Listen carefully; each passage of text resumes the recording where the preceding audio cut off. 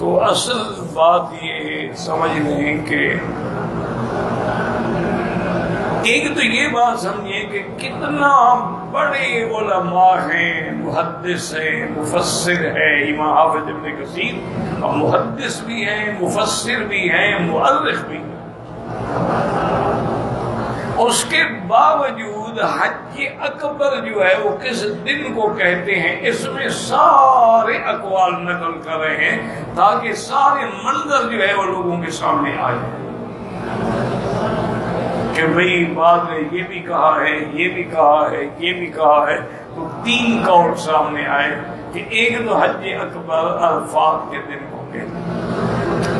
دوسرا قول یہ آیا کہ حج اکبر جو ہے یوم النحر 10ویں تاریخ کا جو دن ہے اس کو یوم النحر کو حج اکبر کہتے ہیں، اور تیسرا قول یہ آیا تھا کہ حج کے جتنے بھی دن ہیں سب حج اکبر۔ لیکن ایک بات یاد رکھیں کہ راجح بات یہی ہے جو صحیح احادیث میں ثابت ہے کہ حج الاکبر سے مراد جو ہے وہ یوم النحر ہے 10ویں کا دن،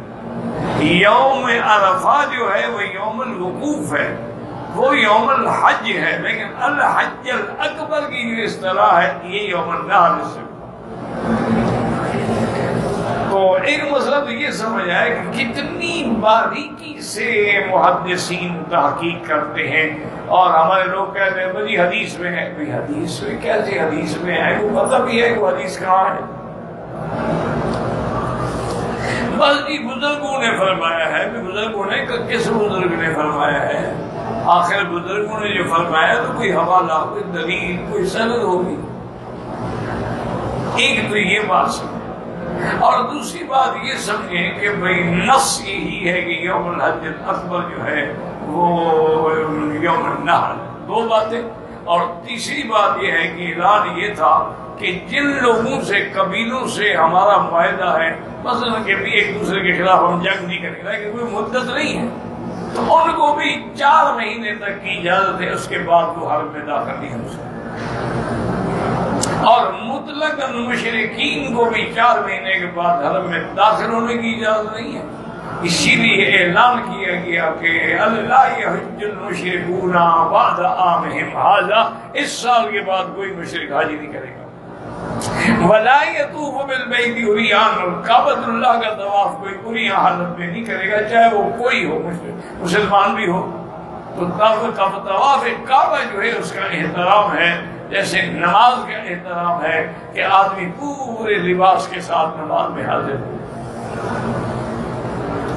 حتیٰ کہ بعض علماء یہ بھی فرماتے ہیں کہ مثلا ایک آدمی کی طبیعت ہے کہ وہ ہمیشہ سر پہ پگڑی باندھ کے ہی نکلتا ہے، اور کہتے ہیں نماز میں بھی پگڑی باندھ، ورنہ تو نماز بغیر پگڑی کے، ٹوپی کے ساتھ بھی جائز ہے، رومال کے ساتھ بھی جائز ہے، لیکن اگر اس کی عادت ہے تو پھر نماز کا احترام زیادہ ضروری ہے کہ اس کے لیے آدمی ہر لحاظ سے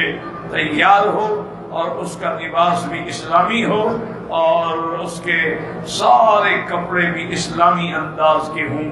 اس میں ایسا کوئی کپڑا نہ ہو جو نماز کی کراہت کا باعث بن جائے، یعنی وہ کپڑے جو عورتیں پہنتی ہیں، یا ایسے شرٹ جن سے کوہنی ظاہر ہوتی ہے، اس سے جو ہے وہ نماز مکروہ ہو جاتی ہو تو جاتی ہے، نماز تو ہو جائے۔